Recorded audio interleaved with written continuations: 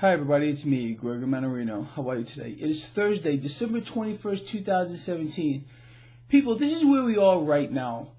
As I'm doing this video blog, stocks are higher a little bit. I mean, nothing to shake a stick at. And the market is kind of waiting. What is it waiting for?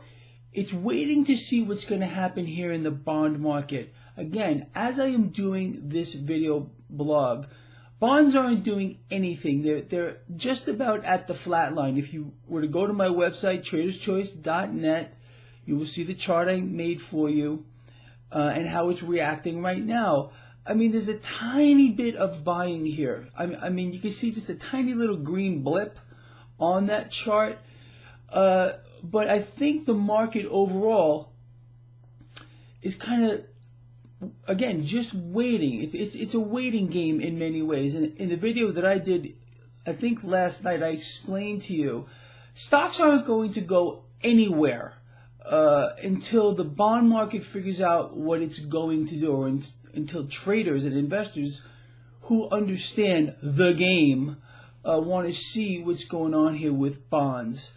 It's the driving force here. And understand, suppressed interest rates that we've had now for a decade has created an unbelievable environment of risk. In other words, people are trying to search for yield, and the only game in town is the stock market. This has been done on purpose. You have to understand that.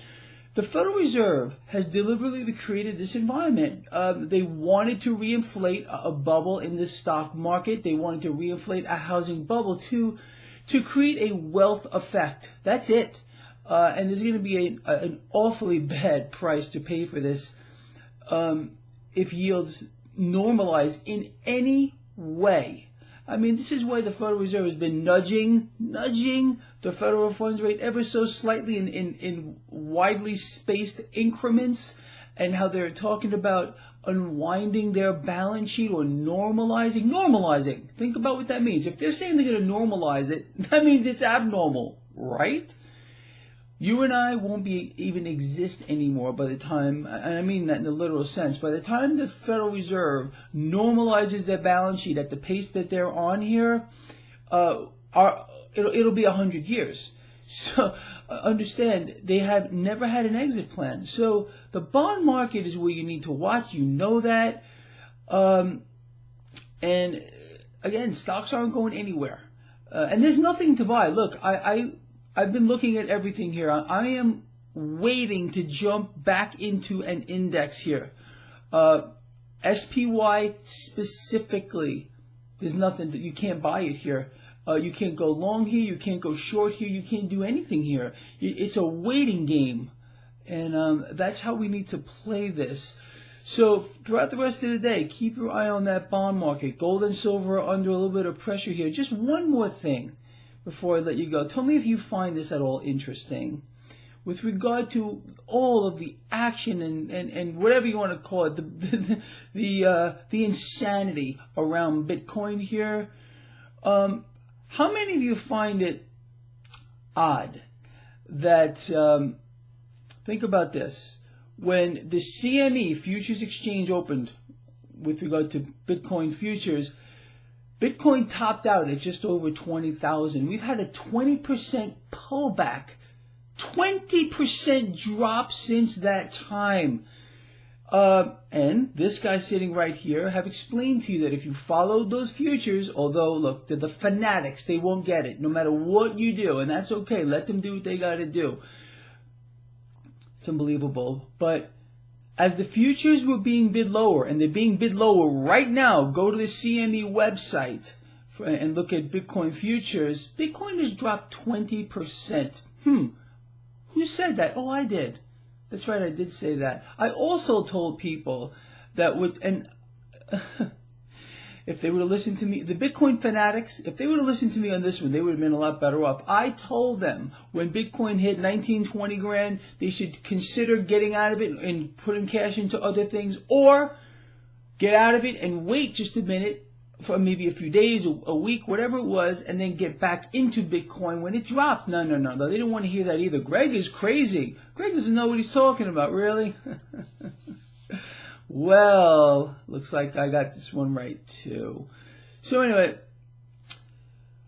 with regard to cryptocurrency, you got to look at other things now. Bitcoin's in a little bit of trouble here, especially with all the talk about creating inverse ETFs now, and other ETFs with regard to Bitcoin. Wall Street is going to capture this. It's already had its hand on it by the futures, and they're playing kind of a pump and dump game here. There's no doubt about it. How many of you out here also, I would love to hear from you on this, that the week prior to when the futures exchange started, Bitcoin took off. I think it went up almost 100%. It's bizarre.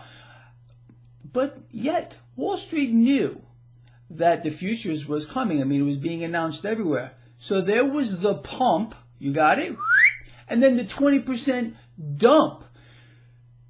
Just to put a perspective on this, it's not just 20% in the leveraged, because the futures market is leveraged. So that 20% made a lot of futures traders here unbelievably rich without even holding a single Bitcoin. Not even one. I tell you, when Wall Street gets their hands on something, they know how to game it. You got to at least give them that, although they are the public enemy. There's no doubt about it. But without them, we'd be back in the Stone Age. They really got us all.